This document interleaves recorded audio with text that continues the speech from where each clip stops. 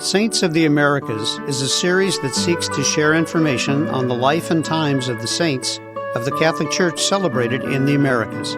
Your program hosts are Father Jim Corda and Father Jack Lavelle.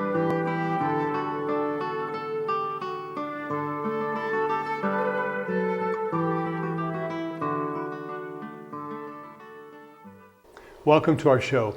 We're going to begin by talking about Mary Theresa Dudzik. And as we know, she was born in Poland in 1860 and then emigrated to Chicago. So let's tell the folks who are with us a little bit about her coming to the United States. Well, as you said, born in Poland in 1860.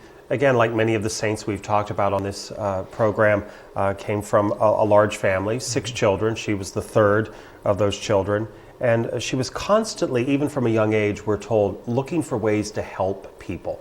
That was her great call, even as a young girl. And so it was by no surprise that when she finds herself here in the United States, in the Chicago area, that she is still looking for ways in which to serve. Now, we also have to look at what was happening in Chicago. Certainly a city like New York and other cities in the United States that attracted a large number of immigrants, but Chicago attracted a large number of Polish immigrants. As a matter of fact, within the United States, it has the largest population of Poles outside of Warsaw, Poland itself. And so she finds her way there, her family finds their way there, but she settles and then is looking for a way not only to serve others, but specifically the Polish Catholic community. You know, it's interesting is she does find herself in Chicago along with other people of her ethnic background. She finds her way to what they call Northwest Chicago, which is probably where the germination of the Polish immigrants began. And it's a parish called St. Stanislaus, which at some point grows to be a very large parish. And we'll talk a little bit more in a moment about that. But she's influenced by a resurrectionist priest, Father Vincent Barzinski. And so let's talk about him and why he is so influential at this time in this Polish parish. Well, he becomes the pastor of the parish, we're told, a few years after the Great Chicago Fire. And so we see that there is a great rebuilding of the city. So, of course, that has left a lot of people impoverished, certainly the immigrant population. And so as the pastor of this parish at the time of the reemergence and the rebuilding of Chicago, he really is trying to reach out to as many Polish families as possible.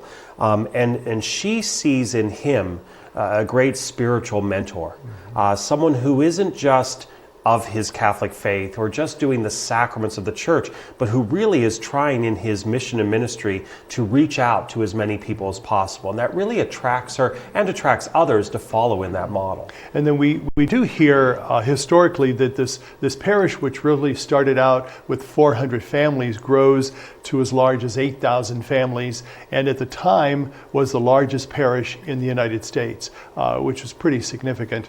But then we see when Mary Theresa or Josephine comes, she changes her name to Mary Theresa when she enters the religious community. But we see her having this desire to work with the poor, the sick, and the homeless.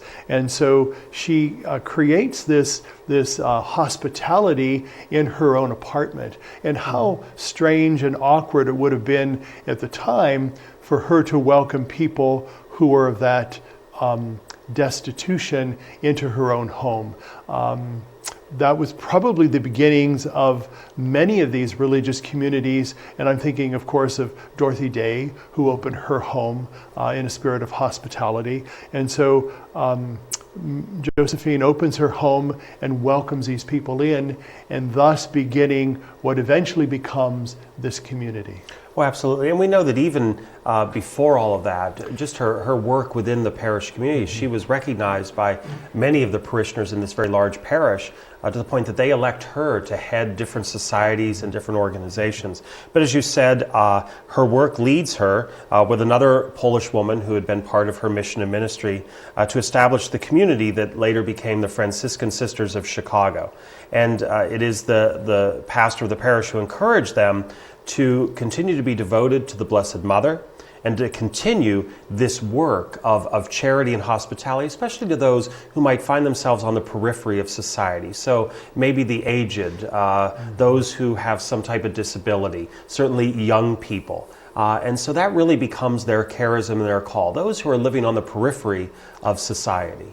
And then we see that she changes her name when this new order is started from Josephine to Sister Mary Theresa.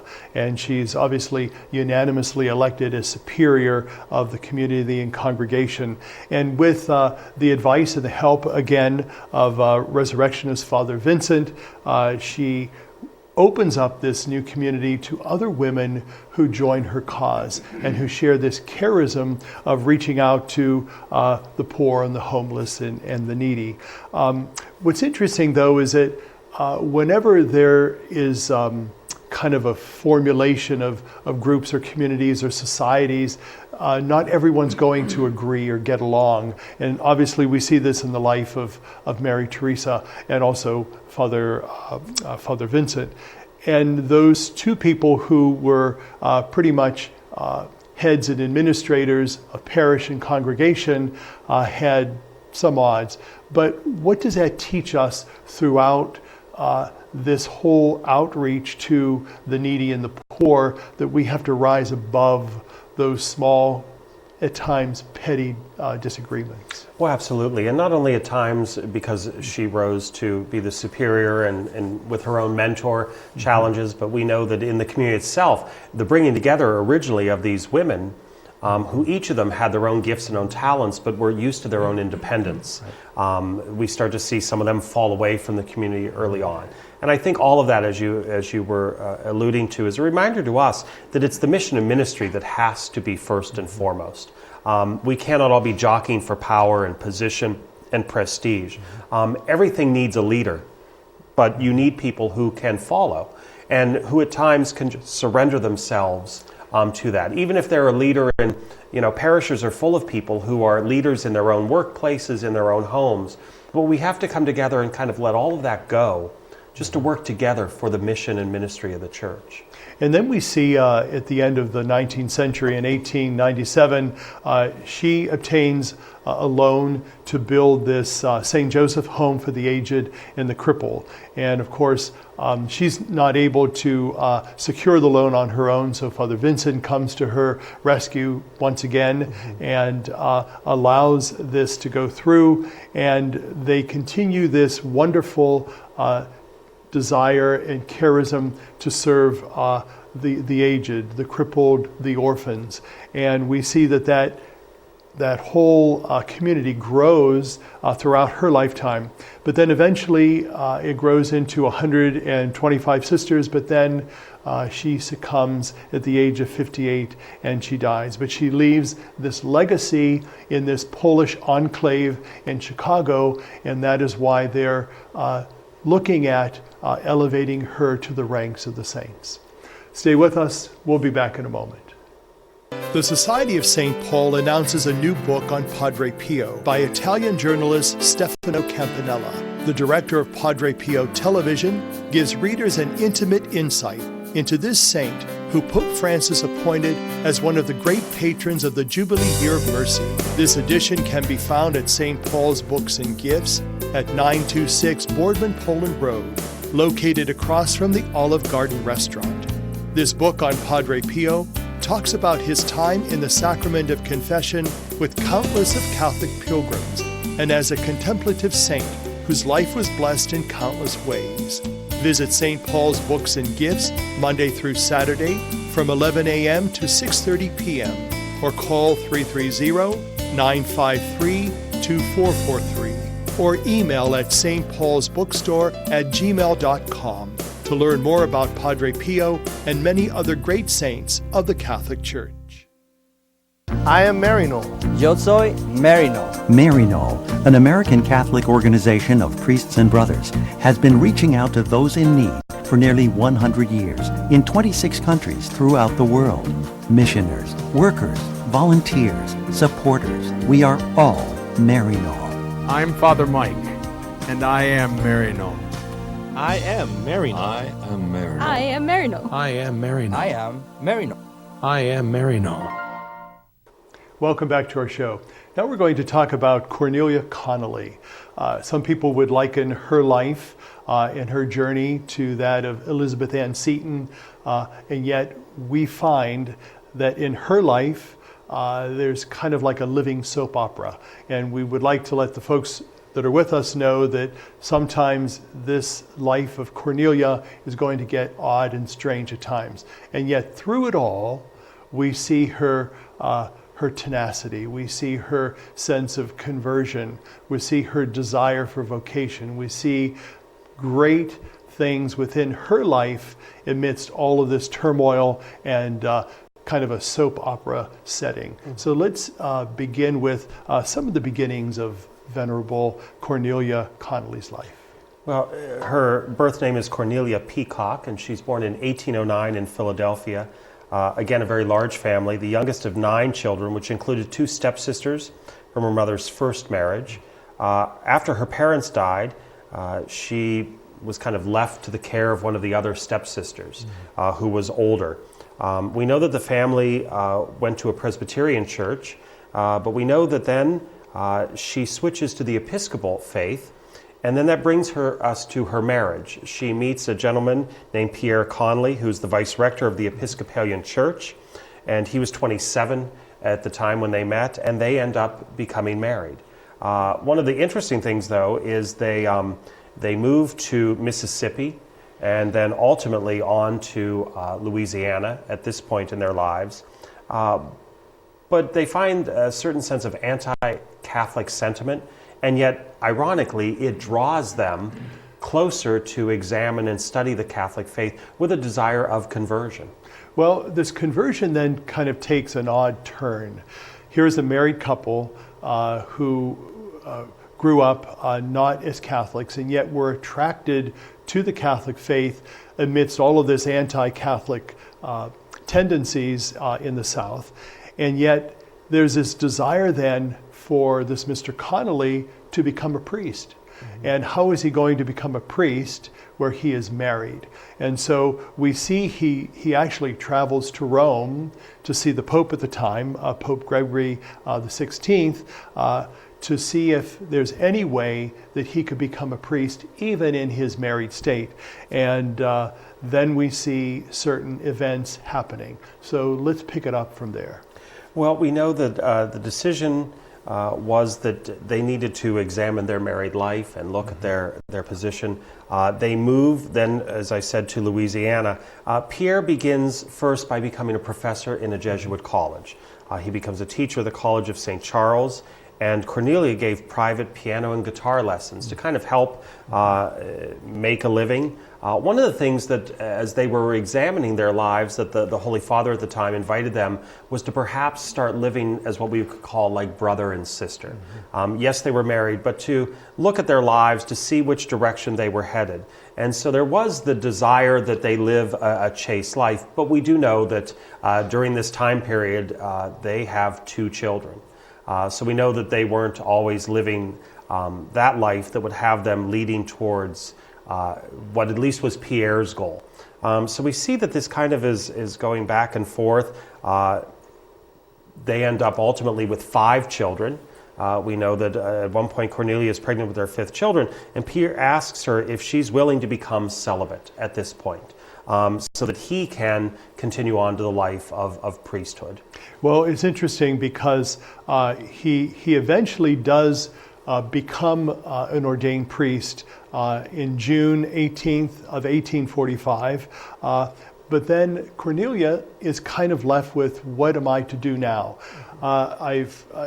We still have had children, even though you were pursuing this desire to become a priest, and now you're ordained a priest, so I'm left with nothing else to do but to live the celibate life. So it's kind of at that point that she seeks out a spiritual advisor to really find out what exactly she's to do with her life. And we discover that a spiritual advisor by the name of Father John Grassi, who is a Jesuit, and also helps her found the Society of the Holy Child Jesus.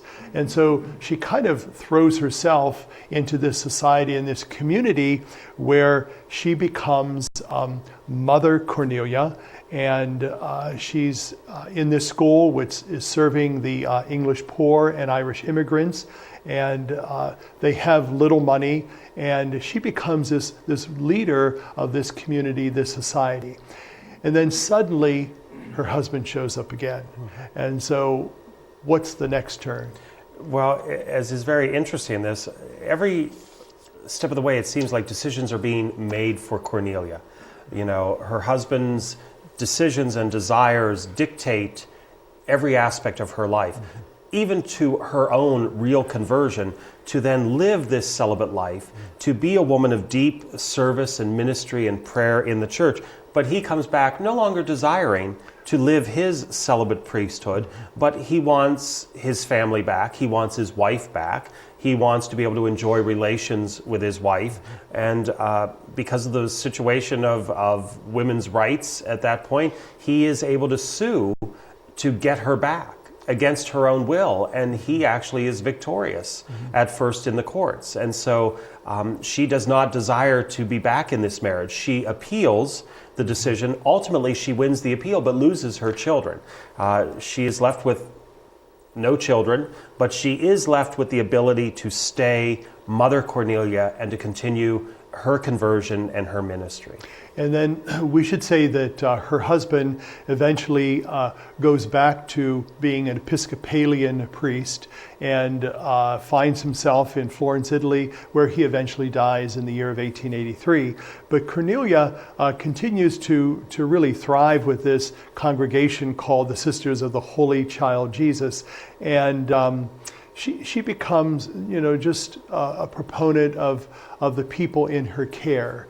And when she died at the age of 70, this congregation, which she had started, really grew into over 155 sisters, with 7 different homes reaching out across England, France, and the United States. And basically, she continues to live a celibate life as a sister in community. What does that, in a nutshell, tell us about perspicacity and conversion? Well, it is the power of conversion, that one can immerse themselves so much in that desire to serve God that they are willing to overcome obstacles, to overcome difficulties. Certainly, her life was pulled in many directions. At one point, really the loss of any of her own will to follow her husband or to do this or do that. But her ultimate will became to follow Christ. And that really is why we're celebrating her and lifting her up today. Stay with us. We'll be back in a moment. Their numbers are growing. More and more. More than a year ago. More than a decade ago.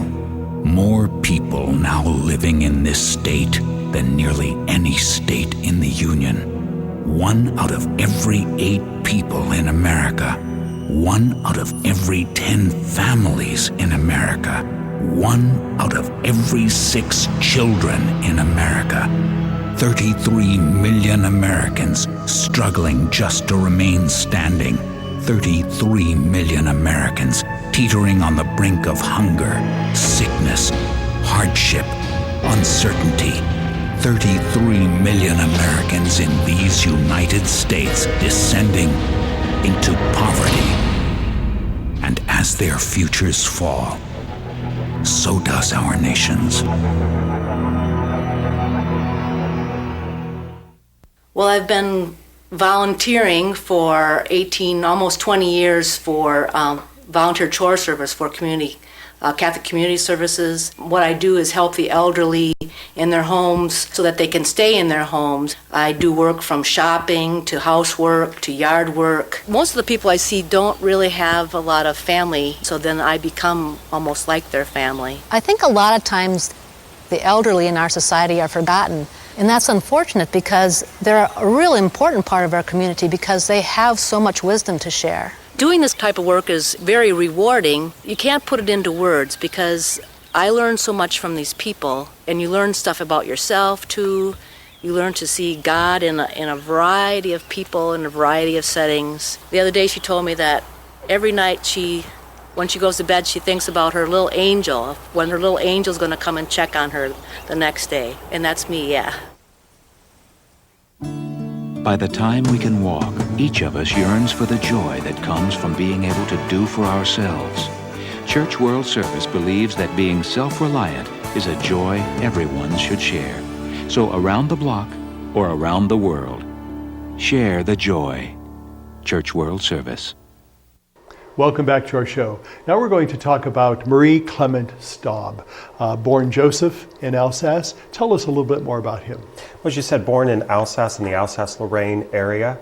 As he grew up, he always had a very strong devotion to a saint and to an aspect of Jesus himself. The Sacred Heart of Jesus was very much a part of his upbringing, his family, his seminary training, all of that, but also to St. Joan of Arc. Now, it's important for our viewers to know that as we're talking about some of these people on the road to sainthood, we know that no one always started out a saint. And so while we celebrate St. Joan of Arc today, during the time that Joseph Straub was growing up, there was a cult that had developed around Joan of Arc, but she was not yet canonized as saint until the late 1900s.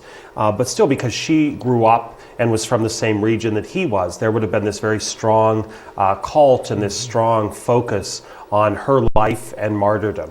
And so these two aspects are very much part of his life and certainly lead him to his desire to be one with the church as an ordained minister. And we know that he is ordained in 1896 as a Assumptionist father, and he takes the religious name of Marie Clement, first because of his devotion to the Blessed Mother and named after his father, Mary and Clement.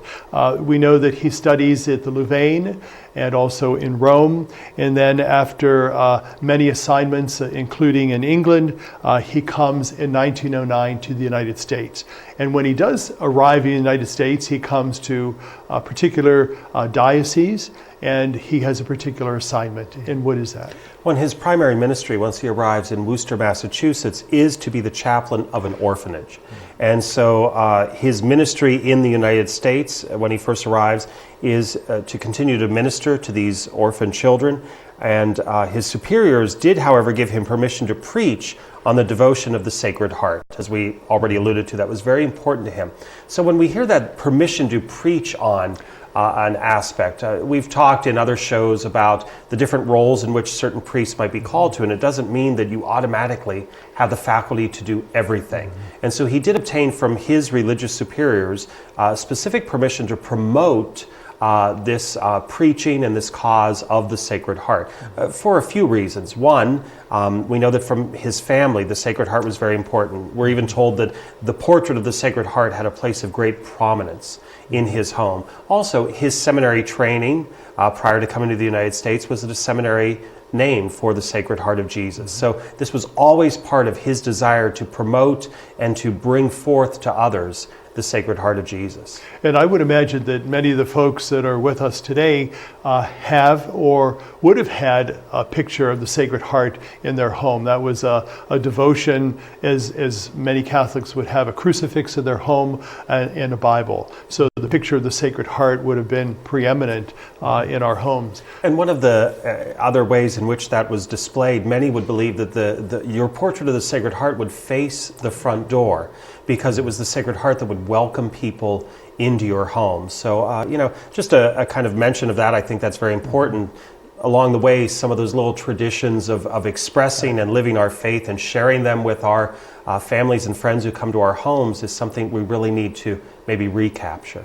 And his devotion, Father Straub's devotion, really led to many and thousands others joining this, what they call the Archconfraternity of Prayer and Penance in honor of the Sacred Heart of Jesus.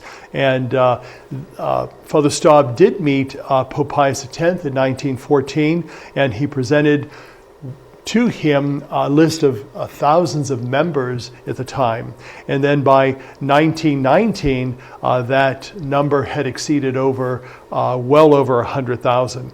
This arch-confraternity that Father Straub did create really, as we had mentioned, had the presence of the Sacred Heart, the picture of the Sacred Heart in probably almost every Catholic home across the world, and especially across the United States. We know that you had mentioned that he had a devotion to St. Joan of Arc. There's something very special about that devotion because he was able to participate in her canonization. Absolutely. As I mentioned, when he first develops this devotion to her, she's not yet beatified, she's not yet canonized. And so he's able to participate not only in her beatification in 1909, but also in her being canonized as saint of the church in 1920. One of the things was, even before that, we know that there's a story of him seeking donations to build an altar in her honor at Assumption College in Worcester. And while doing that in 1913, a rectory housekeeper, her name is Alice, she told him that St. Joan of Arc wanted him to do more. And I think that's very interesting itself, because the Maid of Orleans, as Joan of Arc is often known, is one who heard the voice of God, and not everybody believed her. And so now you have this rectory housekeeper, Alice, who's telling this priest, Joan wants you to do something more with your life. And that something more was to help in starting a religious community for sisters. And we know that this community did start. It began with the help of Father Straub and Alice on Christmas Eve of 1914. And with 4 other women, they basically started this congregation. And then Father Straub continued his preaching about the devotion of the Sacred Heart throughout the United States and Canada, and then expanded this sisters' religious community also in Canada near Quebec. The community itself received its formal Episcopal papal approval in 1920 and was established in 1928 in France, where the sisters were known as the Lorraines in reference to St. Joan of Arc's birthplace. And so this community continued to grow and to flourish, certainly under the auspices of St. Joan of Arc, and also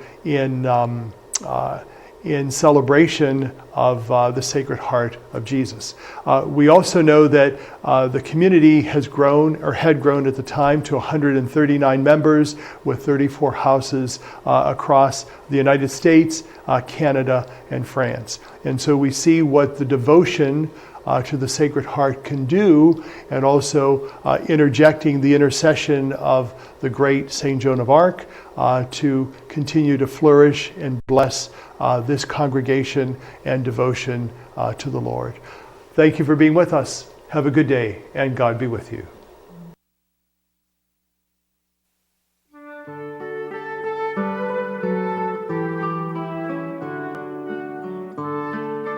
Saints of the Americas was a production of CTNY, the Catholic Television Network of Youngstown. Your program hosts were Father Jim Corda and Father Jack Lavelle.